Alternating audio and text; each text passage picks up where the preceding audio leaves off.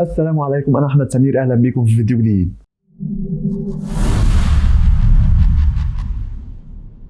في فيديو النهاردة هقول أكتر 5 ألعاب انتظرها اللاعبين. الألعاب في العامة أو في العموم بتكون يعني ما بين كل جزء والتاني على حسب، ممكن تكون كل سنة ينزل جزء جديد، ممكن 2 3 سنين، ده اللي الناس كانت متعودة عليه زمان. أما حاليا الألعاب بقت في معظم أو يعني اعلى الالعاب نجاحا بقت تعدي ال10 سنين ولسه في جزء جديد ما نزلهاش، فهو دي الالعاب اللي احنا هنتكلم عنها النهارده. والسبب في كده ان كان زمان كان الناس بتعمل، او المطورين كانوا بيعملوا لعبه جديده كل مثلا 2 3 سنين. اما حاليا بسبب ان الابديت اللي بيعملوه او التحديثات اللي بينزلوها بسرعه عن طريق النت والدي ال سيز، فبالتالي بيخلي عمر اللعبه يزيد ويطول، وده بيديهم فتره اطول انهم يعملوا لعبه جديده في وقت طويل جدا. بس ده طبعا جه يعني كان المفروض الاول التحديثات اللي بتنزل بسرعه دي في مصلحه اللاعبين، لكن حاليا ما بقتش في مصلحه اللاعبين تماما، لان اللاعبين بيبقوا عايزين لعبه جديده من او جزء جديد من السلسله بتاعتهم المفضله في اسرع وقت. فهنشوف النهارده اكتر 5 العاب اللاعبين انتظروها منذ فتره طويله يعني. هنبدا بالمركز الخامس، وهي لعبه The Elder Scrolls 6. اخر لعبه نزلت من السلسله دي في 2011 هي The Elder Scrolls 5 Skyrim، واللعبه دي عدت 60 مليون نسخه مبيعا، ودي اكبر لعبه باعتها باسيسدا او اصدرتها باسيسدا في تاريخ الشركه. طبعا لعبه سكايرم بدات اول جزئين يعني لعبه ار بي جي بيكسل، كانت على البي سي واللي هو الكمبيوتر يعني. بعد كده الجزء الثالث بدا ان هو يبقى 3 دي، وطبعا لعبه ذا إلدر سكرولز يعني من ضمن حصريات الاكس بوكس وشركه مايكروسوفت. فبدات ان الشركه تستفيد من اللعبه دي، واللاعبين حبوها جدا. وحاليا زي ما قلت 2011 اخر لعبه نزلت من السلسله، وحتى الان ناس كتير بدات ان هي تحب، يعني ما كانتش عارفه السلسله وبدات ان هي تشوفها. فناس كتير حبت السلسله ومنتظره جزء جديد، لكن منتظرين بقى لهم ازيد من 12 سنه. فيعني لغايه دلوقتي مفيش اي حاجه. اعلنوا عن ذا إلدر سكرولز 6 في 2018، لكن من ساعتها مفيش اي اخبار ولا اي معلومه عن كده.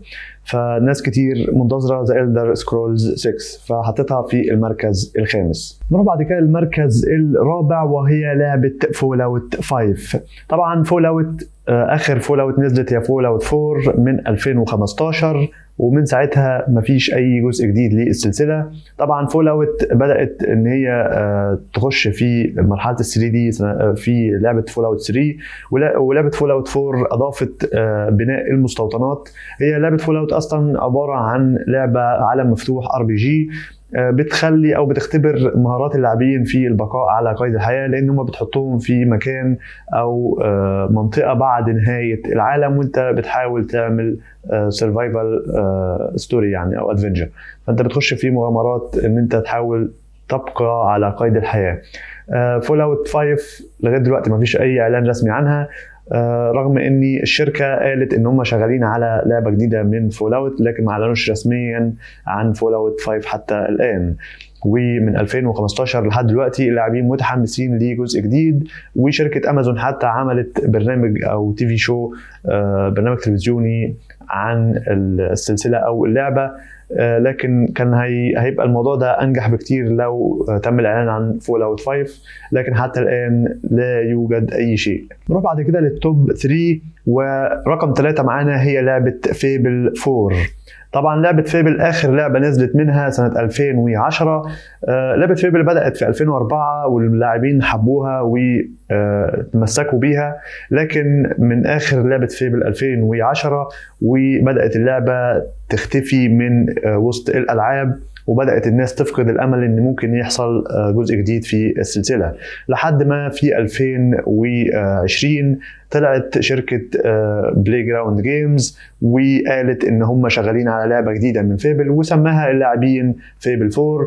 ونزلوا فعلا يعني فيديو اعلان عن اللعبه، لكن ما اعلنوش هتنزل امتى رسميا، لكن من المتوقع ان هي تنزل في 2025. وطبعا هي من ضمن حصريات الاكس بوكس برضو حتى الان. مش عارف ليه يعني العاب الحصريات اكس بوكس هي اللي بتتاخر لغايه دلوقتي في السلسله، يعني في القائمه معانا، بس حظهم يعني. لا بس فول اوت ما كانتش حصريه اكس بوكس، صح؟ فول اوت مش اكس بوكس بس. معانا يعني لغايه دلوقتي لعبتين اكس بوكس حصريات لغايه دلوقتي. نروح بعد كده لرقم 2 وهي لعبه بورتال 3. طبعا لعبه بورتال نزلت والناس ما كانتش متوقعه ليها النجاح الكبير ده، وخصوصا مع الجزء الاول. هي عباره عن لعبه الغاز 3D بتتطلب من اللاعب ان هو يفكر، يعني لعبه كويسه بسيطه، بس رغم بساطتها الناس عجبتها جدا اللعبه دي، وبالفعل نزلوا لها اخر جزء منها في 2011 بورتال 2، وكملوا القصه بتاعتها او كملوا على نفس اسلوب اللعب. لكن من ساعتها حتى الان شركه فالف ما اعلنتش عن جزء جديد، وبورتال 3 لسه لغايه دلوقتي ما اعلنوش عنها اي شيء. فدي من ضمن الالعاب اللي الناس منتظراها ومتشوقه لجزء جديد.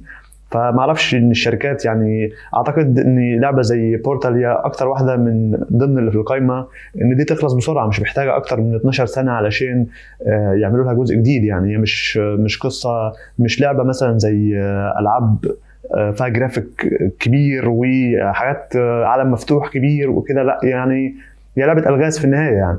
فاعتقد هم المفروض يشتغلوا عليها، او اذا كانوا مش شغالين اساسا عليها، فاعتقد ان هم حاليا هم شغالين على لعبه جديده من بورتال 3، لان شايفين نجاح الجزئين الاول والثاني يعني. فاي شركه محتاجه تعمل جزء جديد من لعبه شايفه ان هي هتجيب لها فلوس وكده، فاعتقد ان هم فعلا شغالين على بورتال 3.